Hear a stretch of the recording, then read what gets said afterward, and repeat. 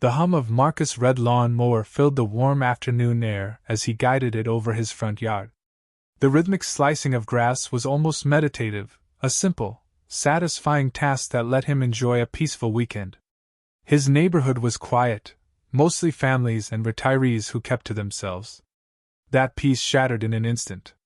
"Hey! You! Get over here right now!"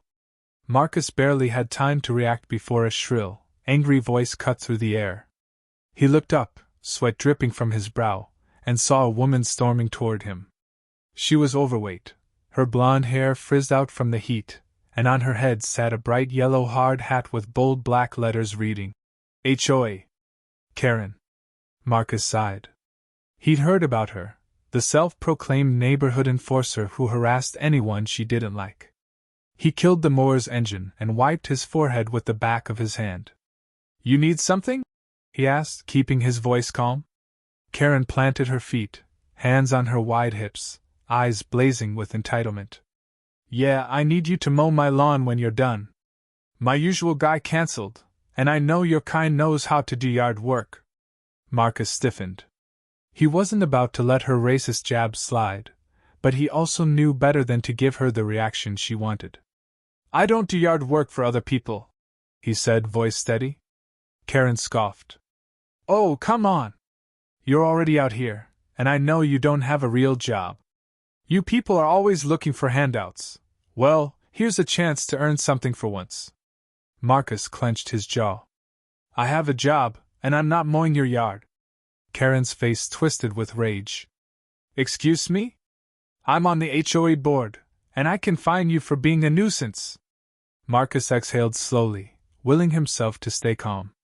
"You do that." Then, without another word, he restarted his mower and turned his back on her. "Don't you walk away from me!" she shrieked. "You'll regret this, boy." But Marcus ignored her. He had dealt with people like her before. He knew she wasn't done with him yet. The first time Karen called the cops on Marcus, he was barely surprised. He had just finished his lawn and was drinking water on his porch when two police officers pulled up. One of them, Officer Davis, sighed as soon as he saw Marcus. "Let me guess," Marcus said dryly. "Karen?" Davis nodded. "She claims you were acting aggressively toward her." Marcus let out a humorless chuckle. "I ignored her." The second officer, a younger guy named Ramirez, shook his head. "She does this all the time. Don't worry, we'll handle it." Sure enough, after a brief, tired conversation with Karen, who exaggerated wildly about Marcus, threatening her, the officers left without another word. But she didn't stop. Over the next few days, Karen made it her mission to torment Marcus. She would stand on her porch, arms crossed, watching him like a vulture. If he stepped outside, she'd snap pictures on her phone, muttering about documenting suspicious activity. Then came the noise complaints. The police showed up twice claiming someone reported him for disturbing the peace. Each time, they arrived to find Marcus sitting on his porch, reading a book. Next, she tried to get the HOA involved. A formal letter arrived accusing Marcus of unapproved lawn maintenance and violating neighborhood aesthetic standards. The absurdity of it made him laugh, until he realized Karen had convinced a few of her cronies to back her up. She was relentless. She wanted him gone.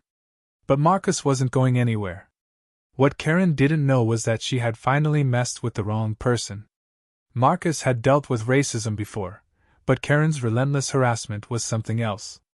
She wasn't just ignorant, she was hateful, calculated, and obsessed with making his life miserable. If she wanted a fight, she was going to get one. One evening, Marcus sat at his desk, staring at his laptop. He started with a basic search: Karen HOA, Karen racist complaints, Karen neighborhood harassment.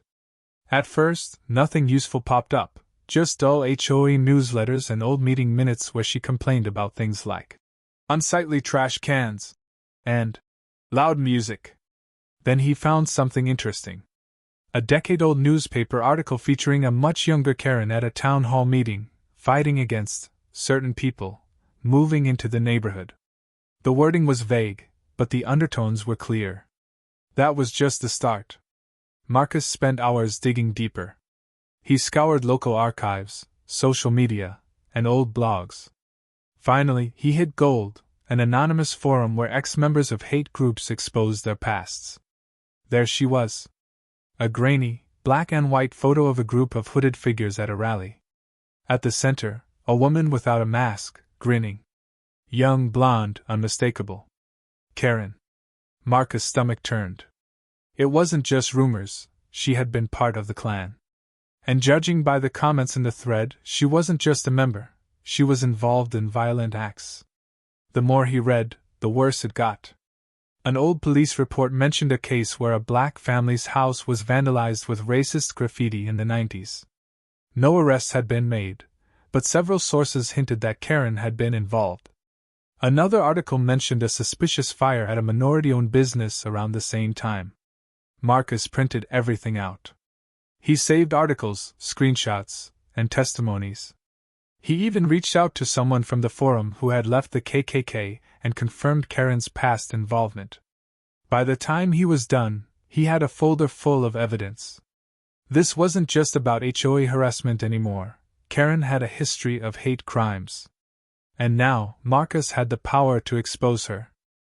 The hum of Marcus' red lawn mower filled the warm afternoon air as he guided it over his front yard. It was only a matter of time. The rhythmic slicing of grass was almost meditative. One afternoon, a simple, Marcus was cleaning his driveway when he saw her standing across the street. His neighborhood was quiet, glaring at him. Mostly families. He didn't have to guess what was happening. Minutes later, that peace shattered in an instant. The familiar sight of police cars rolling up confirmed it. You, Officer Davis, get over here right now. Stepped out. Marcus barely had time to react before a shrill, angry voice cut through the air. She says you threatened her with a weapon. He looked up, sweat dripping from his arms, and saw a woman storming toward him. Did she say what weapon? She was overweight. Shook his head. Her blonde hair frizzed out from the heat, and on her head sat a bright yellow hard hat with bold black letters. Before we get into that, HOA, I think you both need to see this. Marcus sighed. He walked inside and returned with the folder. The self-proclaimed neighborhood enforcer who harassed anyone the she didn't like. The officer's expression shifted and wiped his forehead with the back of his hand. Davis muttered a curse under his breath. He asked, keeping his voice calm. Ramirez started. Karen planted her feet. Marcus cut him off, hands on her wide hips. She's been part of a hate group for years. And if you look at those old police reports, when you're done, she was linked to multiple crimes that never got prosecuted. And I know your kind knows how to do yard work. His face Marcus stiffened.